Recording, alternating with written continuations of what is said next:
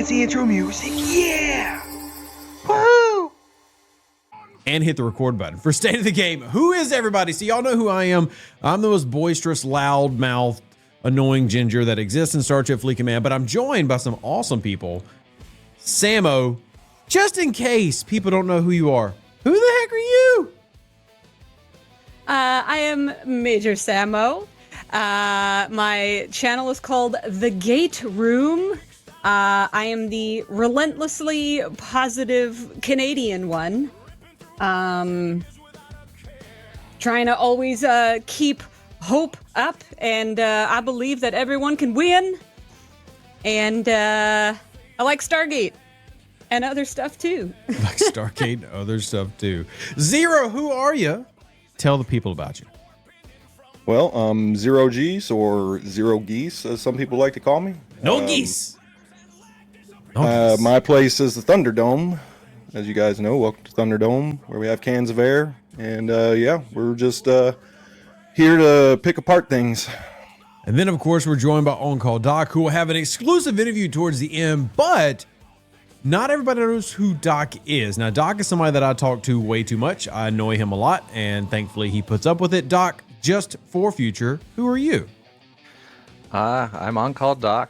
I actually used to moderate for Fleet Command, mainly in the VIP Discord as well as over in Reddit.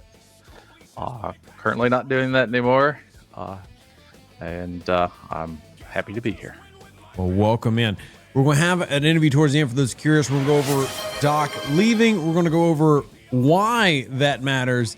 And more importantly than that, also what it means for where things are right now. Nigel, great to see you, by the way. You're awesome. So here's what we're going to start with first. Outpost. It's the big topic of the day. Everybody's, if you're in G5 and above, it's the topic of the day. It's also the topic of 48 hours of not working very well. But let's try to be as objective as we can. Starting with you, Samo. Is there any good from Outpost? Let's ignore the first 48 hours of bug stability. We will talk about that, but just from a feature standpoint, is there any good? Samo, start. Of course, there is always some good. Yes, there are some. Gosh, you're diplomatic. There are some good things in the Outpost refinery. Of course, it is free to play sourcing for both the two new epic officers immediately off the bat. The path is clear. It's right there. You can jump on it. Also stuff, any and all sources of premium mirror dust, I'm all for. We've got 4 prime particles. Eventually, there is, quote, sourcing for the Vengeance once you get up high enough. You know, there are good stuff within. It's, for me, the problem is more how much are you going to be able to get of those things and how fast? Because with that in mind, right now, this is going to go for sure for 2 months. We know it's November, December's content. Then they have said, well, let's paraphrase. We'll see afterwards. That's kind of been the paraphrase. Like the plan seems to be galactic invasions, flashpoints, rest in peace, etc. But this is not meant to be this is just here forever.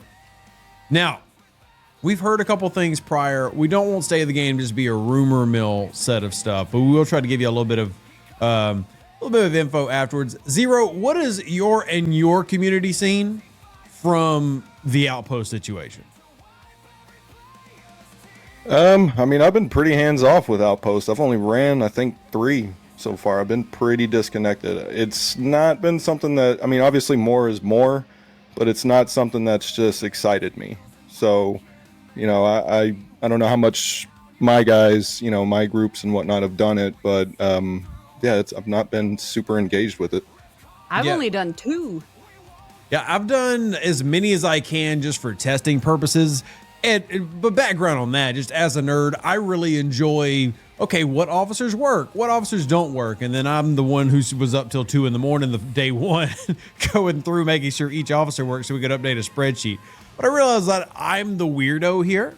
Like in the group of weirdos, in this instance, I might be top weirdo. But I do, Doc, I know I told you that we're going to focus on you with your interview, but since you're here, I do got to ask, especially with you being so familiar with the VIPs. Like I'll say this, if you're a VIP out there, appreciate you.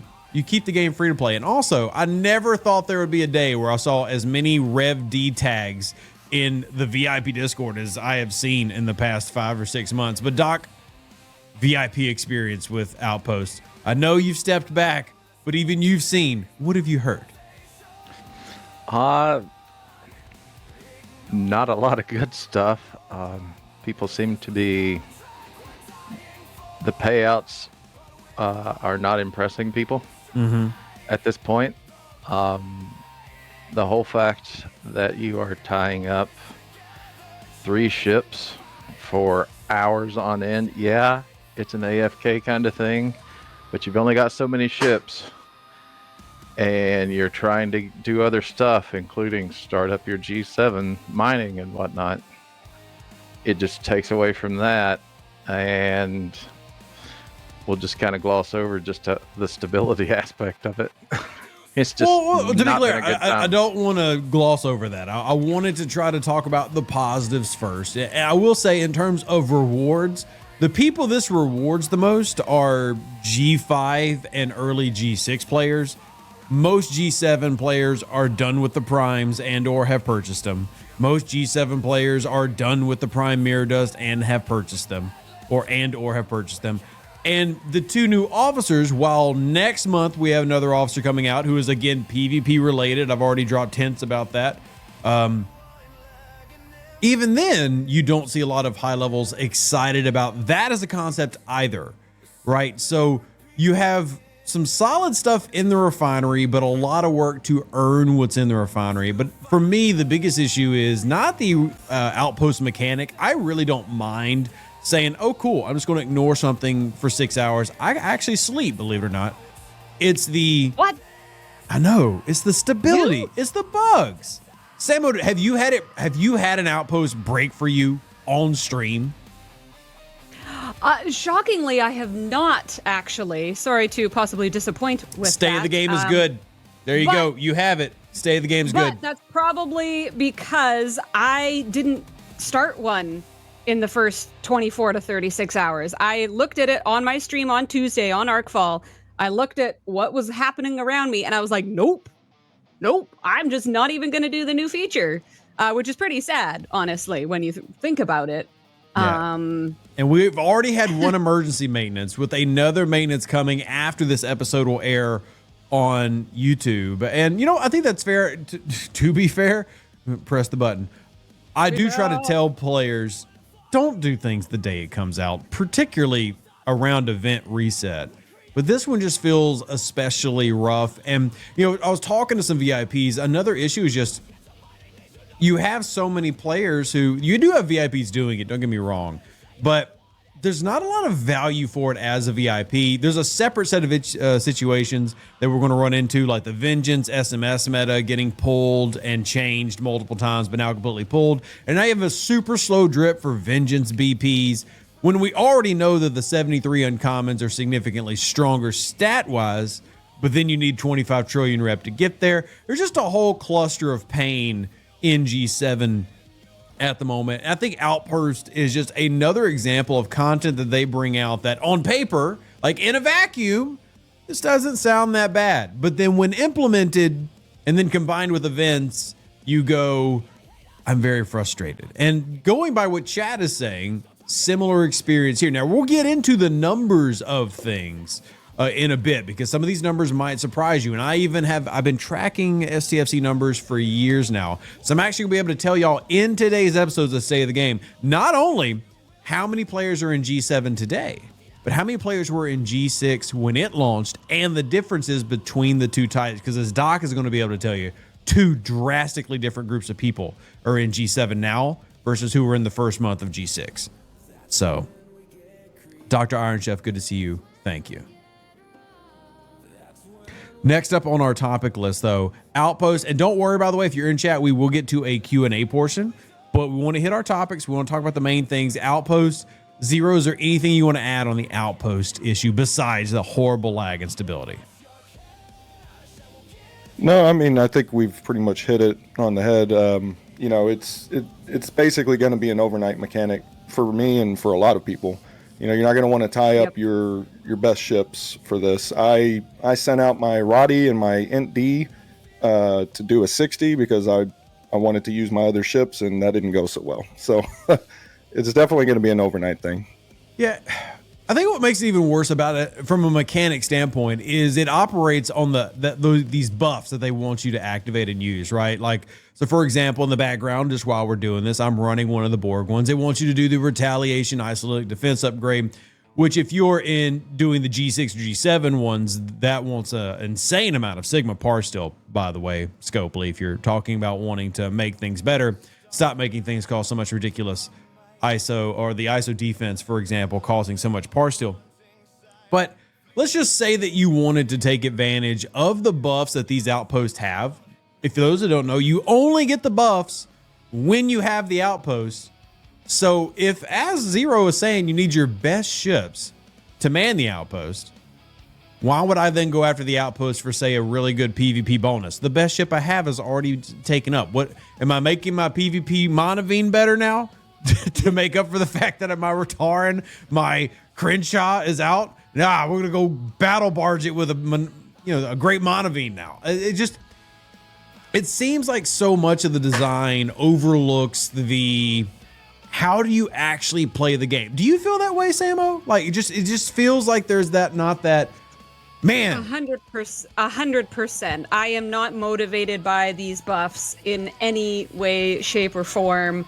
The buffs themselves aren't big enough. I mean, the fact that there's 10 tiers of them as well, and you're only getting so much of the currencies to do it. But then the fact that it also then takes either parsteel, titanium, dilithium in ever shockingly large amounts for this one-time buff that isn't in conjunction doing a with lot its own while currencies your too. big ships are being used. I mean, the crewing is interesting. It's not necessarily your best crews. But yeah, you kind of want to use your best ships and be punching up because, as I said, while there's good things in the refinery, holy heckin' Hannah, do you need a lot of stuff to get anything? Well, look, the only reason that the crewing is good is because it's highlighted that they have not made many generic hostile or just generic officers in a long time, right? Because you need generic officers to do this. And then you get to the point, and Nigel and I were talking about this before the Voice of the Players podcast. Shout out to the Voice of the Players, by the way. We love you. We recognize you. We see you. Shout out to the Voice of the Players. Started off as a VIP pod, now becoming more and more available everywhere. I truly believe it's already the largest podcast about the game that's out there. If you haven't checked it out, check it out on Podbean and all the other places. But they used Pike Moreau Lorca for their main crew testing. I just about spat out my coffee. For Outpost. And if that does not give you the disconnect that I'm always harping on, like how do players play our game? Raise your hand in the chat. We have 3 streamers here, and we have Doc. Love you, Doc. We have 3 streamers here, 3 communities here. How many people have used Pike Moreau Lorca in their Outpost? I'm going to assume the answer is 0. I'm just going to assume the answer is 0. Like we're guaranteed hull breach, not guaranteed criticals. We're going to guarantee that hull breach, darn it. Yeah. So, yeah, and that's something they shared on Voice of the Players yesterday as I was listening in, and just, it's shocking, right? Zero, what are some of the crews that you've used? I'm assuming you've used things like what I put out in my video the other day, but have you found something unique that just works for you? It's pretty generic. It's 5 Khan and Lorca on the first ship with the standard below deck people that are not specific to the hostiles, and then on the second one I'm using the Martok crew. Yeah, I think those are solid runs, right? Right now, for those who are watching this, whether you're watching on YouTube after we played it or whether you're watching it live, thank y'all for being here, State of the Game. I'm running 5 Gorkon Khan, and then I'm running the man, the myth, the legend himself, Gowron Enterprise E Riker, and Lorca. So I'm basically running crit hull breach. That's just what I'm running.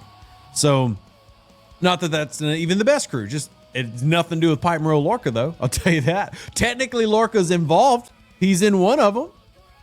But I guess my main point here is when we do stay in the game, it's not to do because I promise you, nobody on this panel, except for maybe Doc, wants to just bash Star Trek Fleet Command. Like, I know Samo doesn't. Samo, one of the reasons that Samo is one of the first people that I said, hey, I want to partner with you to do stay in the game is because Samo, not just that she sees it objectively, but Samo manages to like legitimately enjoy things even through the struggle. Is that a good way to put it, Samo?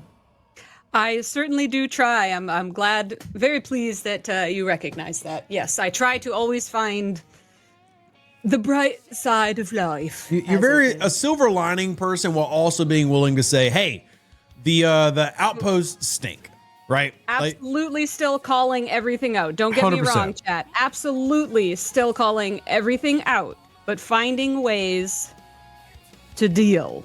One final question and statement for the panel for Outpost. Now, again, we will do a Q&A for those who are here. Just wait it out. Well, we're getting our recorded portion done first, but the 5-minute interval between attacks. Now, for those out there curious why that's happening, why there's 180 outposts, why there's a 5-minute interval, that is for server load maintenance. They don't want to overload the servers with if you got 180 on each server, there's 120 servers, 180 of these things always popping a hostile every 10, 20 seconds is going to create problems for server load. Now, your response might be, well, they should buy more servers. You know, that's the simple thing to say, but not the case. But what do you all think, starting with Zero, about the 5-minute between hostiles, which is what turns us into a 6-hour grind? Yeah, I would think 2.5 minutes in between would probably be a more ideal target. Yeah, and I see plenty of chatter like, how about they just optimize the game and have better AWS experience? I'm like, sure, but we are still talking about STFC, so fluffs and hopes and dreams. Yeah. Doc, I appreciate you being here, buddy. Let's get into something that affects Doc directly, though. I just want to make sure Doc knows that I still recognize he's here. Love you, Doc. Love you too. This is a big one. And this is something that I've always tried to be honest with y'all about. And to be clear, me being honest about this is not in my best interest. So please don't take this as if you're Scopely. I'm not saying this just to make y'all mad and inflame y'all. I'm saying this so that players are informed. Because I'll be honest, as a guy, I believe there are 2 people who currently do content creation with STFC as their primary as a profession. It's me and it's Samo. If there is another one out there, I apologize. I'm not trying to leave you out.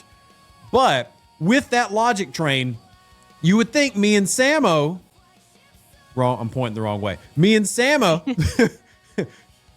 would be as positive as freaking possible so that everybody was here and nobody ever left. But now let's talk player numbers. Let's get down to the truth of it. I released a video months ago talking about the problems and the exodus.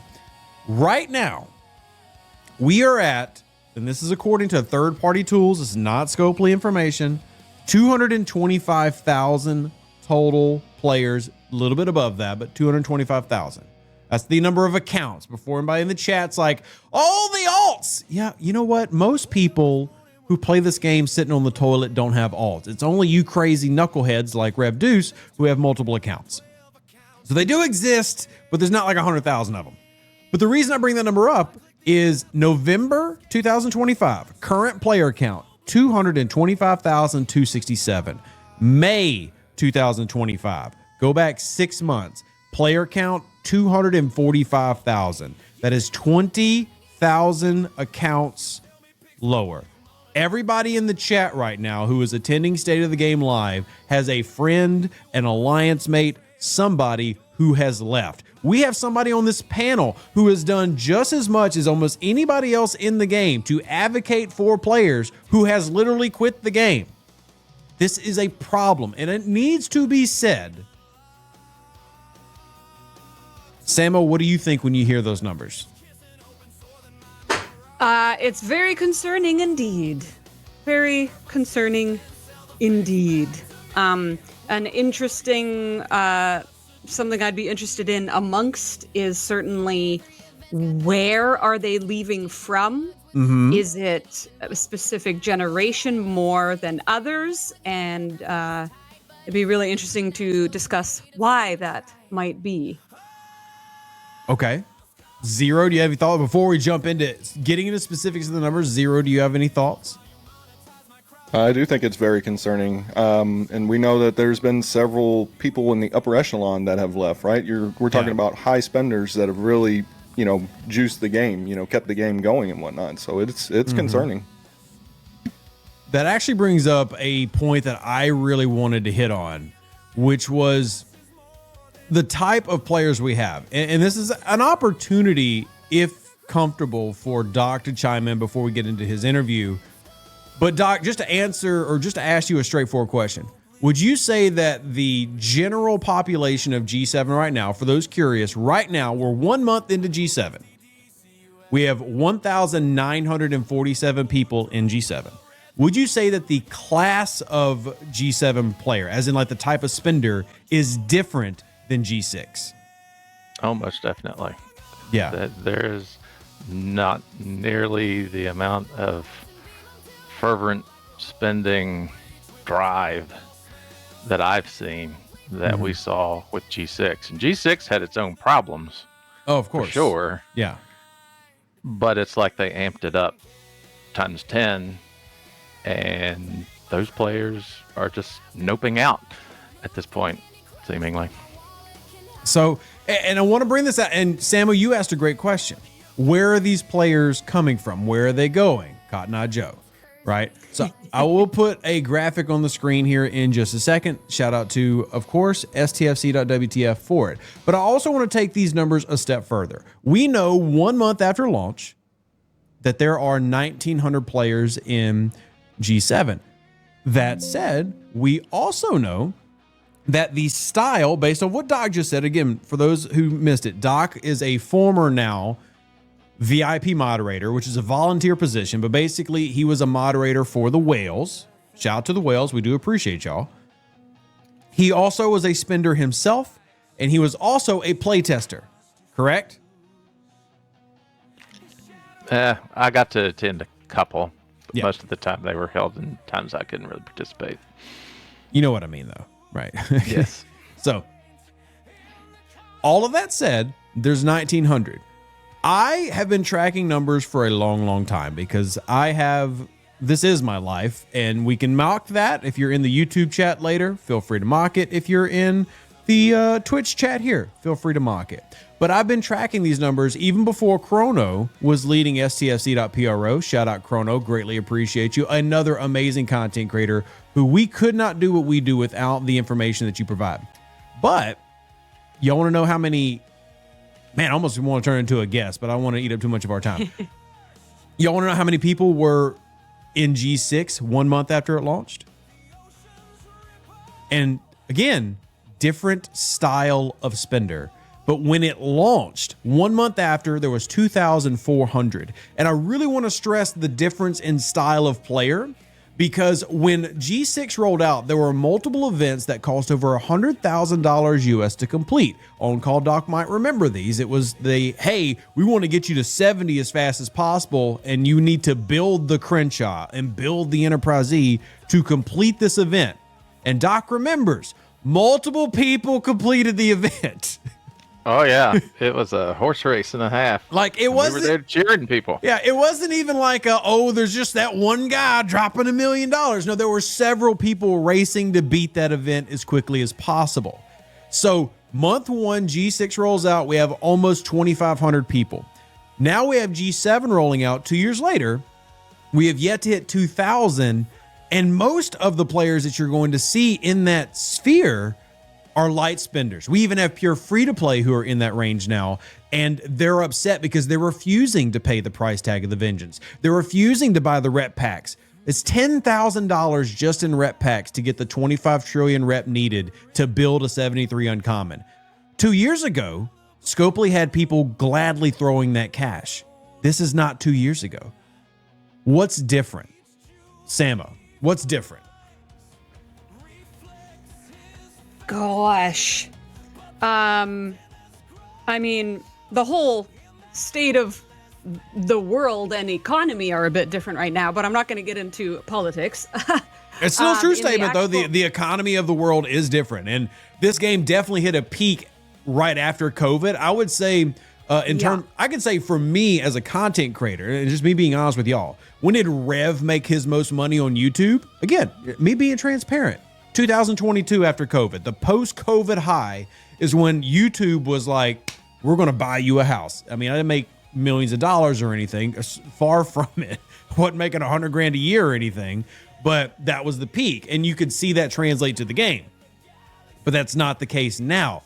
And then you combine that with, I think, is the worst problem I see people in the chat also bringing up, the morale of the players in the game itself. Zero, you're nodding your head. Jump in, buddy. Yes, I think that's the biggest issue right now. I mean, that's one of the biggest harps for me. What direction is Scopely going in? They don't communicate as much as they used to. When's the last time we had a roadmap update? It's frustrating. I think Scopely is the one that's just driving this. Yeah, and for all the the negative Nancy's out there who might want to say something like, "Oh, well, they purposely want to kill the game." Well, I'm gonna go ahead and just clear that up real quick.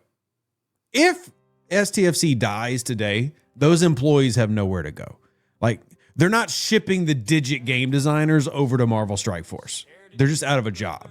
So it's not like the people working there purposely want to kill the game. But that doesn't mean that maybe they're not getting bad advice, bad direction, the incorrect analytics being looked at, or, and this is just part of my belief, chat, you can agree, YouTube, y'all can agree, they have a real problem with find the silver lining. What's the positive in the numbers that you just said? Like, for example, I just gave y'all the numbers that since May, 20,000 less accounts have been here. But can I put a silver spin on it? Let me prove to you that I could work at Scopely.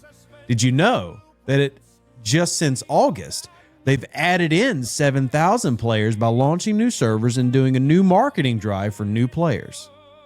Well, hey, maybe things aren't so bad. Look at that. Maybe it's actually not. Maybe it's just, we're fine. No, we're not fine. But that's how they can spin things. And that's why I think it's important for players, and why we have State of the Game, to show y'all where things are at. Which, by the way, if y'all want to see some insane things, I can show you what STFC pays from a marketing perspective. It will blow your minds. There are offers out there. Let's say you're a larger streamer. Now, me and Samo and Zero, we're not one of those. We're low to mid-sized streamers. Some of y'all might think we're really big, but in the grand scheme of the world, we're not. But I can put on the screen. I'll go grab it here in a second. I haven't even told this to Samo and Zero, so they're going to be absolutely shocked. There are current offers through multiple companies right now where if you were to get your community to play Star Trek Fleet Command, you know what? We're playing the guessing game. 500 people. Samo, I'm going to just do the panel. I'm not going to do chat. Samo, how much money do you think, if you could bring 500 new players to the game and they hit basic metrics, how much money do you think STFC would pay for those 500? That's going to be in the tens of thousands. You're right, but can you give me a specific? Just take a wild goose hair. Oh, 40? Not that much. Okay, that's a little much. Okay, but 20. Okay. What do you got, Zero? What do you think? Samo says 20. I'll go 15,000. 15,000. Well, I'm going to show y'all an actual offer that is available right now on Streamlabs. So I'm not making this up. I'm not pulling it out my butt. I'm not just saying things for the sake of saying things. I'm showing you how much Scopely is willing to spend on a new user acquisition. Keep in mind, this is for one individual streamer. 29,000 if they can get 500 people to join and hit the metrics. Now, some of those metrics are spin metrics, let's be honest, but I put it on the screen. For every, and this is how the economics get weird. Like if not me, but whoever the streamer was to get people to buy the $5 ship pack, the streamer would be paid $7 for every person they got to buy the $5 ship pack. That math is some Common Core level math right there. Like that's the math is math. But the point I'm making is this is what Scopely does. You know, when they see the bad state of the game, they just throw crazy money into marketing where, in my opinion, and this is why I bring up the topic, it's not just to blast Scopely, it's to bring awareness.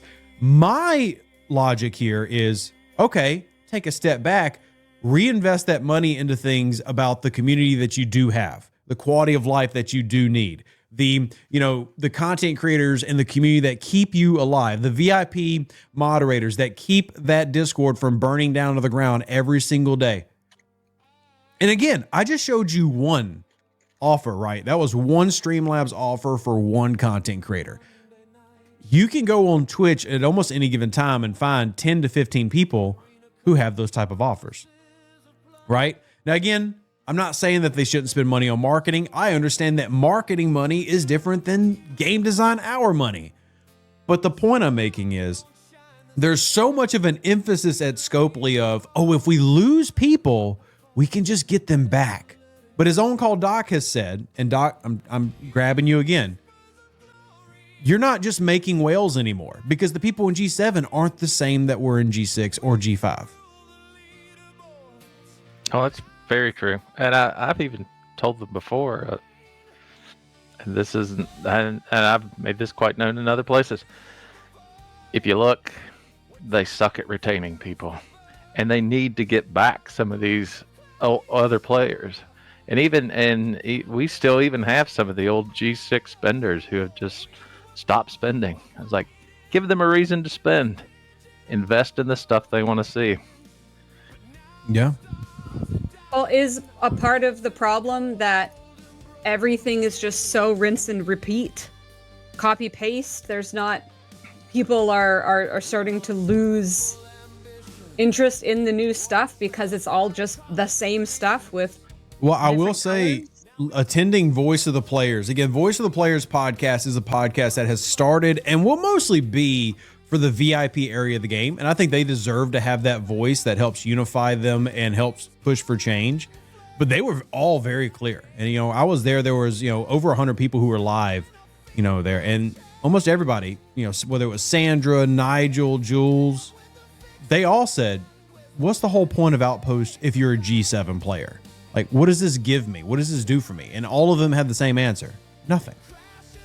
Now, I will admit it has merits from the refinery that we talked about, but if you are really trying to focus on those spender level players, what did you give them? You gave them a whole lot of nothing. Well, and honest, it's a repeat of a long-standing pattern. Yeah. The current pattern now is month one, we give you some new massive loot that has 16 currencies and 20,000 various little things to make them as complicated as possible. Month two, we give you a new ship. Mm-hmm. And the problem with that whole thing is that they're expecting they punish all of the higher level players and make them spend $2,000 and $3,000 to max out this ship just so they can do the basic events, because the bean counters have cranked the difficulty level for scoring up so high. And then you look at what they want to award for it, like that one event that they ran with the one command badge. Seriously, one command badge for first place, and that's supposed to excite people. Well, I will say that I argued. It's going to sound sad, but I had been arguing very loudly for badges there, so I took my win. But at the same time, when you need 70 of them so you can max out your mess hall, one badge doesn't go very far. And what I'm hoping also, and I feel the need to continue to repeat this, the purpose of State of the Game, this show that we're doing right now, is not to bash STFC. It's to get it back on track. It's to help them see their flaws. Because the number one issue I believe that is happening at STFC is the wrong people are telling. How do I word this? Again, I'm trying to be kind, trying to be diplomatic. I do believe that the GM Connor wants this game to succeed. I really do. Some people on this panel have actually interacted with Connor. I do believe he genuinely cares for this game's success. At the same time, whether we talk about bean counters, billion accounting, whatever phantom person you want to make up, there are people in his ear and in shot callers' ears that are leading this game into a direction that has led to, since May, an overall 40,000 net reduction in players. And this isn't like we're World of Warcraft in its peak where we have millions. Oh, who cares we lost 40K? That's 10% of the game's population. That's significant. And again, this isn't a doomsday. Like, if you're listening, I'm not telling you to quit the game. Don't be part of the exodus. We're trying to be part of the fix. We're trying to say, hey, we can see these issues. How do we make it better? One minor thing, and I want to ask the G7 on the panel, technically, Doc, I know you quit, but still you're very familiar with the ecosystem of that. One thing they've done a great job of, in my opinion, is in G3 and G4 right now, where they've made catered to 10-level brackets content. So the causality idea is we're going to focus on this content for these 10 levels, this 10 levels, and this 10 levels. I think G7 needs the same thing. You need something specifically for them, specifically for G6. Causality as an idea needs to become the standard. I think that's part of how you make things better. Oh yeah, I would agree. That has been a long-standing problem with, at least for the last couple of years. I mean, G6 got ignored forever, and once people started hitting the upper levels of that, people started getting bored. And it's almost just like they're doing the same thing with G7 at this point. Yeah. And I want to stress that that's not a fix-all. And these are also conversations I've had. Like when I was in MC2, that's their dev chat room with the moderators and the content creators, I brought up multiple times, look, y'all need to make battle passes geared towards G ranges. And at the time, G7 didn't exist. I said, look, you need a battle pass specifically for G6, specifically for G5, specifically for G4. And the thing is, and I think when it comes to fun, and chat, if you disagree, feel free to chime in. We will include chat into this show. If you disagree, chime in. But I believe that even if you were telling G7 players to do something that wasn't fresh and new, for example, Outposts, for example, solo armadas, but it led to a reward that was actually, okay, it's a 20-minute event. I did it. I got the rewards I needed. They wouldn't care that they were doing old content. And I'm a firm believer that a happy player is a spending player. That's why I'm such a loud advocate for this. Samo, do you have the same idea? Like, would you like to see, you're in G6 now, a G6 specific battle pass that focused on, say, getting your GS31 better, but also pointing you to, hey, maybe these new primes you need to buy make you better, right? Maybe this new battle pass. If you're a happier person, maybe you buy that battle pass. Yeah, absolutely. I think everybody would like to see more specific and relevant content to their portion of the game, because this is one of the other problems that is happening is things are getting so spread out. And I mean, we've seen and we've talked about how it's impossible to please everybody at once, because you can't make something that's going to work for the 30s and now work for the G7. So I think doing a bit more focused work, even if it is, you know, one specialty ship per generation that gets some extra focus, or, you know, more relevant rewards for the generation, I think that would be outstanding. Yeah, it's actually part of why I'm actually a big proponent and fan of multiple battle passes. You want to run 8 battle passes in October, you're going to get a big thumbs up from me, because I can either buy them or I can free to play track them. And before anybody goes, well, Rev, you've always said that the big spenders just drastically overspend the battle pass spenders, so they'll never focus on that. I'll be very clear on 2 points. The reason we brought up the numbers is to show y'all where things are at. The reason that Doc is here is I want you to hear somebody besides Rev tell you the same thing that other people are saying. The type of spender who's in G7 now is not the type of spender who is in G6 or in G5. The days of us being drastically outnumbered by people willing to buy 40 grand, 50 grand into quick leveling are for the most part gone. But what's not gone is the fact that at this game's peak, they could sell 50 to 60,000 of the standard battle pass a month. And I can personally tell you, some of the most exciting times in VIP, when you've gotten people the most excited, is when they've even ran just the bonus battle pass. Yeah. That gets the spenders all riled up, and for good reason, because generally it's a great value if you're wanting to look at pound for pound spend. Yeah, that's why I don't shake my nose or shake my finger at, they're running 8 battle passes. Like, yeah, it's a bit much. Yeah, every other game has 1 battle pass. But if that's what brings it back to, because as crazy it is that it sounds that I'm wanting to say this, the main problem in this game, actually, I'll ask the panel if they agree. It's my opinion that of the past 4 to 6 months, the main issue with the game, beyond stability and lag, I already know chat's about to say it, has been events. For G7, the up and down Vengeance situation. For, the month that Wrath of Khan came out, that was a really rough start for events. Flashpoints, events.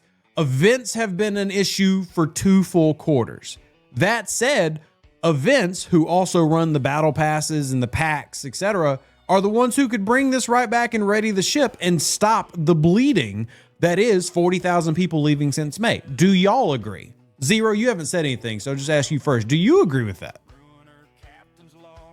Yes, I would agree with that. I think communication is, again, I'll keep harping on communication because it's gotten so bad.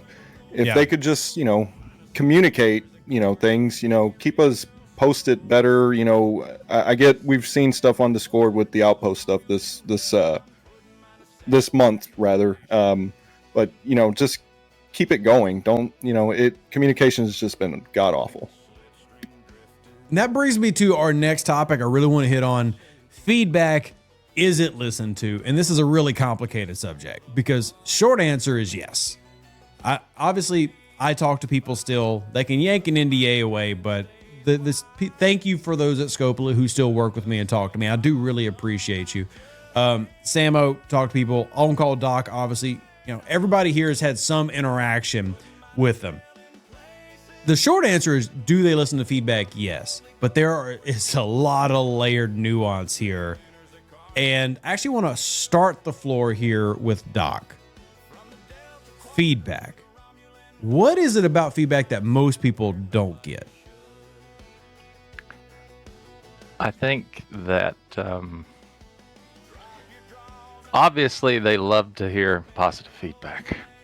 And I've heard that you've been called basically Rev Deuce, that you're not positive enough. Yes, I'm not positive enough. But let's face it, there's been a lot of stuff to complain about over these last several months.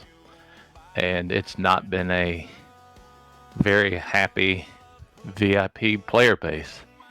And as a mod, I would elevate those things up. I can't help it that they aren't embracing your content. It's also not my job to, spit rainbows out and ride a unicorn out and to cheer everybody up about your game constantly crashing. Or you've created an event that's going to take, 5,000 ship kills and some of the ridiculous things that they've come out with. There are some that really do take feedback to heart. And then there are some that I never really got that impression that they much cared to listen about the feedback. It's all, like, you guys just don't know how to, you wouldn't know fun if it bit you on the butt. Yeah. That last one is the real rough one for me, man. That's because, and this goes back to, and again, shout out Nigel's here in chat. Shout out to Moose. Shout out to everybody who is here so far as we're going through the state of the game. Part of what frustrates me so much is there are, again, I don't want to call out names only because I don't want to start drama at the company or anything, there are amazing VIP CMs who will move heaven and earth to help players, even who aren't in VIP, right? There are game designers who truly want to have fun, but might be given an egg. Hey, they're told you've got to design this, and there's extreme limitations on it. And there's only so much you can do. And we'll find something. Let's just say Outpost. Like, man, this mechanic seems rough. But you take a step back. I think it's not hard for everybody to realize that, one, Flashpoints was expected to be like, that's what's going to carry us into 2026, and it's going to make everybody fall in love with STFC again. Well, that fell flat on its face, mostly because of live ops. Clearly, Outpost and the Veil, to me, was all going to work together. Would y'all agree with that? Yeah. I mean, the general structure of we're going to run this event this month, and then we're going to do Outpost next month, and then we're going to do special things in the Veil. I mean, they talked about making a living environment. The Veil is the closest you ever got to that. So, but Flashpoints fail. So now they're playing, oh crap, what do we do to actually recover? Especially when it comes from a business standpoint. How do we get those Q4 numbers to not look absolutely abysmal? Let's launch G7 a month early. That'll do it. It didn't do it, FYI. That didn't help problems at all. But here's where we're at. I still think that the game, one, has an amazing community, and two, is salvageable. I think the game can persist, but it comes down to the type of feedback being heard. They've got to stop being the feedback that we receive has to have a silver lining.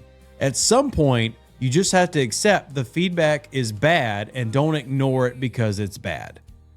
Bad feedback does not have to come from a malicious place. It can, but it doesn't have to. But that, I think, is the number one issue with the Overlords, is the people who really care, but at the end of the day, the people who are whispering in the ears of the people making the shot calls, if there's not a silver lining they can lay in, whether they're worried about their job, whether they're worried how they look in the company, somebody needs to make Connor, for example, using his name only because he's the general manager, know how bad things are. Like, has anybody shown Connor the reduction in player accounts from January to December? Has anybody actually done that? I mean, we don't have the answer, but has anybody done that? I'm going to assume no. I think it's a safe assumption. Next topic I want to get into. Thank y'all, by the way, for number one, y'all being here. Number two, Zero. Number three, Samo. Doc, I wanted to do an interview here with you. And then after this interview portion, we're going to do one big question from everybody. And then we'll get into Q&A. So if you're here and you have questions for any of us, get your alliance mates here. Invite your Galaxy chat. We're talking all the things. We're spilling all the teas. But Doc, real quick, just for those who came in, tell everybody again who you are, what you've worked on, and then I want to talk about why you left. Again, I'm OnCallDoc. I was a fixture in VIP for, I lost count of time, for quite a while. Not nearly as long as Jess, which other people know, who also recently left. So I moderated the VIP server for a decent amount of time. I also worked on moderating and trying to resurrect the Reddit for the game as well. Yeah, and I joined with you in that partnership, and I enjoyed it. Yes. And I've got to say, and I even called out, I was just like, he's posting all these great videos for new players. I was like, that's a huge gap in content for the game. And I'm going to assume their response was apathy at best. There wasn't much response to it after I pointed that out, other than thank you for pointing that out. If you didn't know, State of the Game November 2025, breaking news. Rev's not very liked in some circles at Scopely. Well, they didn't say anything negative about you, but it was. Yeah. But I did point out, I'm just like, here's the guy who's not an official content creator, and he's interacting more with your Reddit and also making good introductory content regularly. Still to this day, I was like, why is that? Yeah, you would think their content creator program would have bullet points of, hey guys, we really need y'all to share the content in our official channels. VNAC, by the way, thank you for supporting the channel. For those that don't know, we do have all the alerts, all the stickers, etc. turned off. If you do want to support State of the Game, thank you very much. We don't have all the shenanigans right now just because we are recording this for YouTube, but let me know y'all are tremendously appreciated. So Doc, you were a VIP moderator. For those that don't know, that is a volunteer position.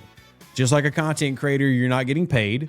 You might get, a free battle pass, etc. Right? Just for full transparency's sake, but you're not getting paid. You're able to, when available, interact with playtesting, correct? Yes. Now, again, we don't want to break any NDAs, just like I'm not going to break any NDA I had, prior to May. But sharing your opinion of that experience, number one, how fruitful do you think the playtesting actually is? It depends on what their goal of it is. If it is to, which at least whenever I was able to do it, most of the playtesting was look at this stuff with it we made. Yeah. Get familiar with it. That way you know what's coming. And by what's coming, it usually meant this is what's being released next week. Yeah, it wasn't and this is how it was when I was involved. It was because I had argued for years that, for those that don't know, the content creators who are official, they have a meeting 1 week prior to launch. So the next launch is going to be December 9th. That's going to be your next arc, by the way, for those who are out there. So December 9th will be your next launch, which means December 3rd in this instance is when the content creators will have a meeting to go over what's happening on the 9th. 6 days is not enough to make any changes, especially mechanically, right? And that's part of the issue with the playtest. And I'm not saying that because for those that don't know, there is a playtest group. I'm not saying these are bad people or that they're at fault, but when these playtests are happening, even 2-3 weeks in advance, that's far too long in the process to make significant changes to a mechanic. And in all honesty, that generally was the response. If you brought something up, hey, this doesn't seem to be all that engaging, or this doesn't seem, wouldn't it be better like this? And it's like, well, that's a good point, but we're too late to really do anything about it. Yeah. And again, like what we don't want to do on the show is call out individuals, right? Like there are definitely people who have differing opinions, but one thing I do want to give everybody here, and the importance of, I think, State of the Game from our perspective, is to give y'all facts of what's actually going on. Samo is really good about that in her stream. Like, Samo's going to talk about it. She's going to try to make you laugh. She's going to try to have fun. Sometimes she takes shots. That's a little wild, right? Don't giggle. You do it. I've seen it. Where's Loston? Where's Loston? Yeah. But at the end of the day, we all want it to be successful, but policies have to change to make that happen. And like, it's great that there is a quote unquote player advisory council, but it doesn't really do much. They also, for those that don't know, will fly in people to California to do playtesting. Small subsets. They don't do this consistently, but they do it. But yet, everyone that I've talked to has participated in those tests, which happen at the very beginning of the design process, is the exact same experience, Doc. I don't know if you've talked to any of these individuals, but it's the same as just having it a week before. This is what we're doing. Check the box, yes or no. Yeah, and that's kind of what I've heard as well. And it almost is just like, is it really a play test at that point? Because I mean, in my vision of a play test, you want people to interact with your content. Mm-hmm. You want them to give you feedback about what they liked, what they didn't like, so that you can go and fix it, or change it, or tweak it. What these things are is more just, it's more like, this is what we got coming. Here you go. What was And the nail in the coffin for you? Like, what made you finally say, I'm quitting the game?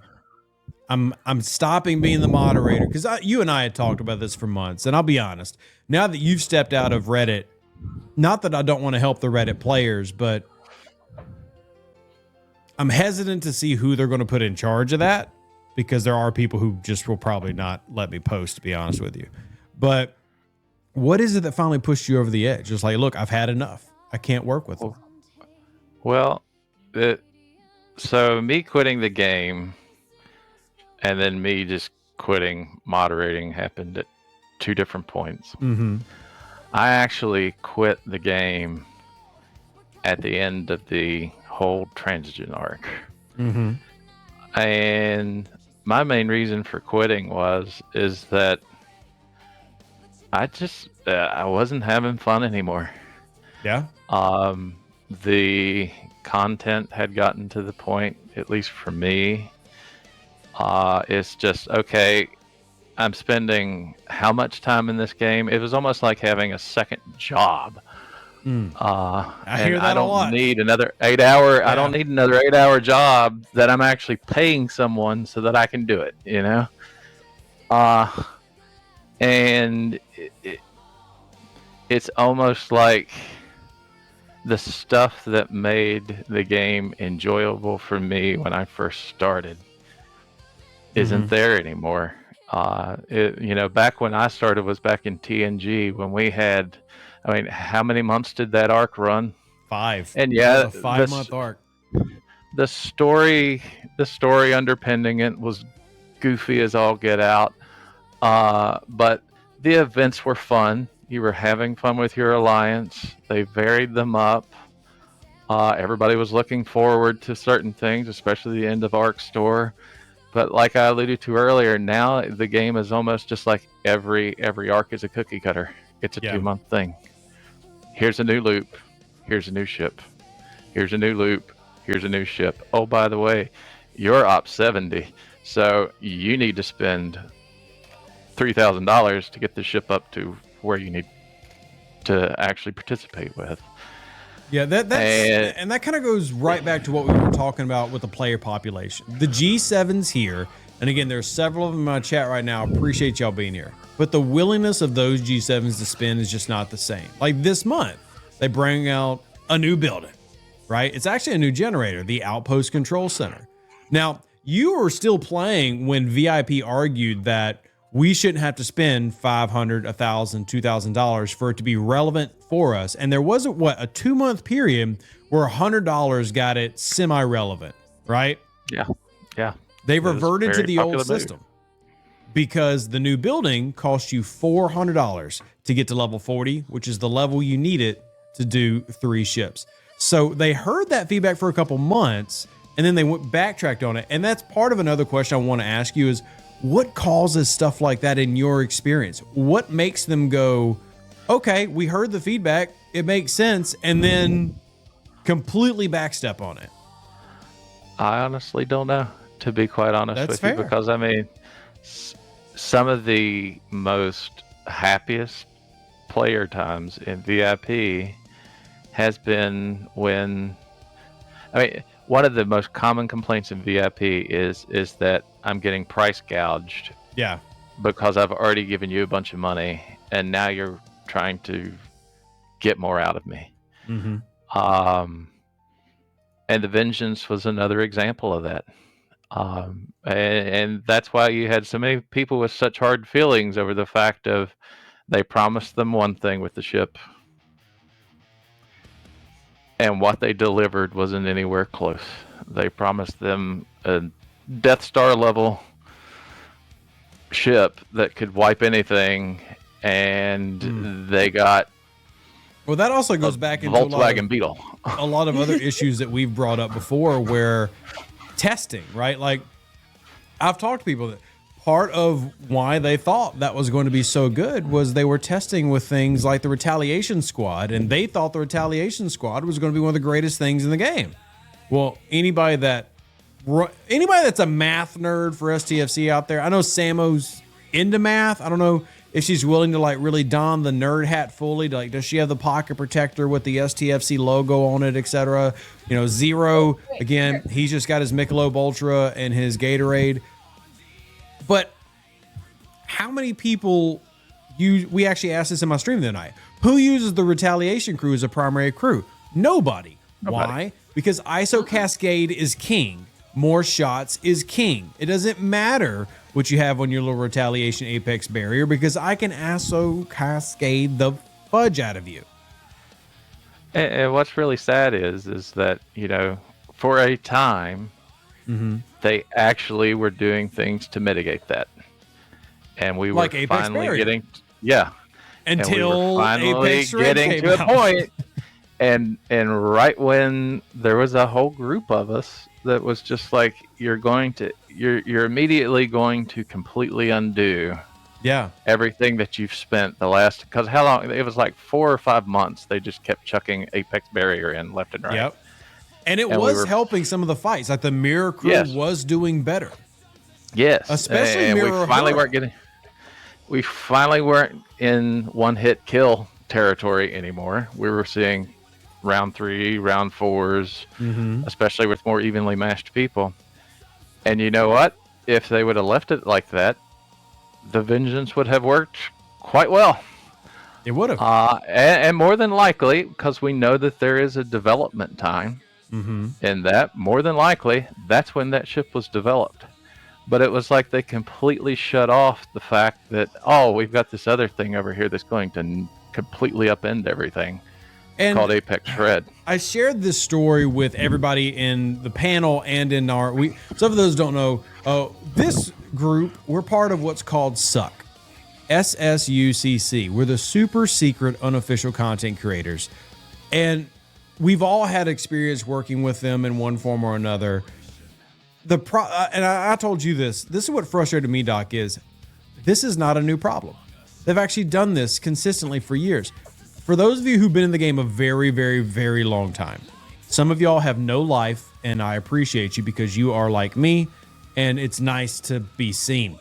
But who remembers G4? Yeah, when it came out. Not when you played it, when it came out. Long, long time ago, galaxy far, far away.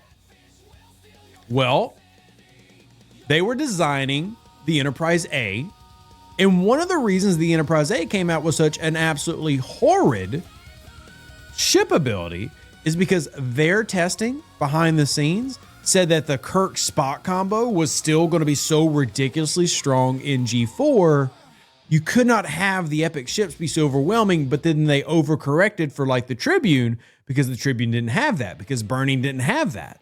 It didn't have that same ability to be ridiculously dominating. So how do we counter the best shields in the game? More shots. That was their logic. Now, for any Scopely employee who wants to log in and be like, Rev, that's not how it was. That's literally directly from the game design team that I worked with at the time, who no longer work at the company because this company's got ridiculous turnover. So y'all go gripe at them working at other studios right now. That's what they told me. But my point is, this isn't a new issue. This is something they've been doing as a problem for a while. And I'm hopeful for change. Again, whole point of this show is not to get everybody going, oh my God, it's just so terrible. It's not, but they need to listen. And I think that's why I wanted State of the Game to come back, which, by the way, State of the Game is going to have people like Doc. It's going to have people like Samo, Zero, but you're also going to start seeing a lot of other faces around the community. Moose, Mini Mabel, Tiberius, Ultra Vetica. You're going to start seeing all of us unify to save this game. Because that's what I'm going to do. I am. Sorry, Scopely. I'm going to do it. And I'm going to take all the credit for it. So suck it. Any other things that you want to share, Doc, about your experience? And, you know, I know that you were very frustrated yesterday. You've held back a little bit today. Do you need to get it out, or are you good now? Have you released it? You know, I don't.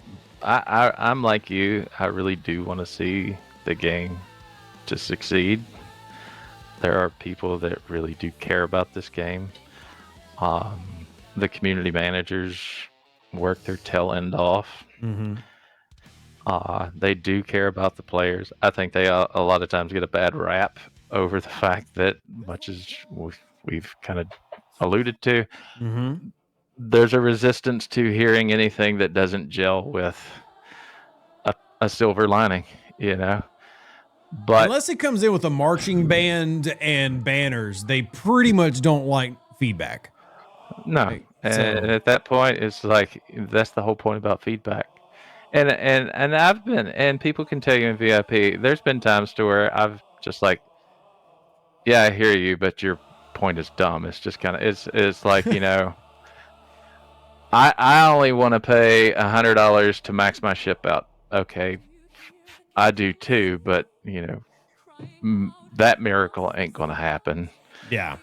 But there's validity to, I shouldn't have to pay $2,000 and $3,000 to get a ship up after I've already given you, and you're you know, god awful amounts of money, and you're expecting me to give you more. Yeah. It's, and you know, and I've brought it up time and time again to them. I was like, spend fatigue is a real thing, It is. and it's a you're real danger experiencing it for in you. G7 now, right? Like, And you know, I was quite vocal on that. I'm just like, you know, you're expecting them to give you thousands upon thousands upon thousands of dollars for the Vengeance, well, I want just to for the privilege of getting into G7. I want to hit you with a couple more, just a couple more numbers, and then we're going to ask a question, and then after that is Q&A time. So everybody, get your Q&A ready. But we went over player numbers earlier, chat. One thing I did not share with player numbers, and this was intentional, I did not share exact levels. I just said, who's in G7? Well, right now we know there is one player, shout out to Sid, who's level 74. But for the most part, basically everybody went to 71 and stopped. Right, Doc? Like, you've seen that? Yeah. Oh yeah. Zero, you've seen that. Samo, you've seen that. Everybody just basically stopped 71. So we're 1 month post-launch. Here's how drastically different it was. 1 month from G6 launching, you had 8 players at level 67. 8 of them. That means you had 8 players who were already co-scarring it up, Veloxing it up. We don't have a single player yet who has an uncommon 73. That was 1 month in. Again, this is why it's so important, in my opinion, that I track these numbers. And shout out to Chrono and Mend and all the others who have had these tools ready. Not only was there 2,406 players in G6 a month after it launched, you had, if you want to add it up, so right now we have 164. They had 152 64s, 25 65s, 5 66s, and 8 67s 1 month after it launched. We have 174, and he doesn't even have the ship. And again, this isn't a pricing thing. Not that I'm saying G7 isn't pricey. Players who experienced the G6 launch would tell you it costs hundreds of thousands of dollars. What I'm saying is the people who were willing to pay that are gone. They're not willing to do that anymore. They're either here and decided they're not spending it, or they're gone. Last question for this day of the game. I think this will be the staple that we do forever. I'm going to go line by line, starting with Zero. Is Star Trek Fleet Command, just as a game, better in 2025 versus 2024? As a game, with the content that they've released, yes. Okay. I'll leave it at that. All right. So I'm assuming you're going to say your experience is definitely not better. Correct. Doc, you're going to be biased here because you quit, but I want you to answer anyway. Is the game better in 2025 versus 2024? As an overall health state, I think it's not as healthy as it was. Yeah. I agree with Zero. They've come out with some good content. Yeah. But the execution on that content has just sucked the joy out of the game that drew a lot of people in. Samo? I'm basically the same. There has been, when you look at things, there has been extraordinary quality of life stuff that has come out in the last year. Things that if you'd told us a year ago we would be like, what? it. Yeah, I remember saying that on the show Amazing. last night. I was like trying to Yes, you keep, did. keep people in mind, like, hey, if you take a step back, just Yep. objectively look, Yep. Yep. because that's where I'm However, at. Unfortunately, a lot of that, as clearly evidenced by this conversation right now, has been so overshadowed by all the other things we've been discussing. It's very unfortunate. Yes, I agree. Here's where I stand, chat, and then after this, we're getting into Q&A. The game itself, as in, like, if I was to tell somebody to play Star Trek Fleet Command, it is far better and more enjoyable now than it's ever been. In terms of, if you could just ignore the FOMO, you could get away from the Scopely side of, like, spend 50,000 on a Vengeance, pretty please, sir, or suffer in agony. Get away from that and just look at bulk refinery, look at bulk research that's coming, look at bulk officers that's here, bulk ship, look at the independent archives, you know, look at field trainings, Q trials. All this has come out in the past couple of years. It's a much better game. The experience of the game, and again, I'm not trying to be dramatic when I say this, I believe it. And I say this as someone who has as much of a vested interest in this game's success as anybody who actually works at Scopely. This game is in its worst state that it's ever been. What evidence do I have for that? 40,000 less accounts since May. Since January, it's a little bit more than that. You've lost 10% of your game account population in 1 year, and everybody on this panel has been here long enough to remember when people like the CMs, when people like Eco, when people like the GM at the time, when people like Beck were bragging this game had higher player retention than other games in the market. Well, that is no longer true. That is an infactual statement. That is false. This game is struggling. Am I saying it's dying? No. But has it been shot several times and is looking for an ER? Yes. The game itself, though, is better. I tell people this all the time. You know why I enjoy Star Trek Fleet Command? Because I play on server 710 in G3 and G4 land, and I don't have to deal with all the BS. And it truly is an amazing experience. But that is State of the Game, November 2025. An even better outro than the intro. For the Empire and glory to your house.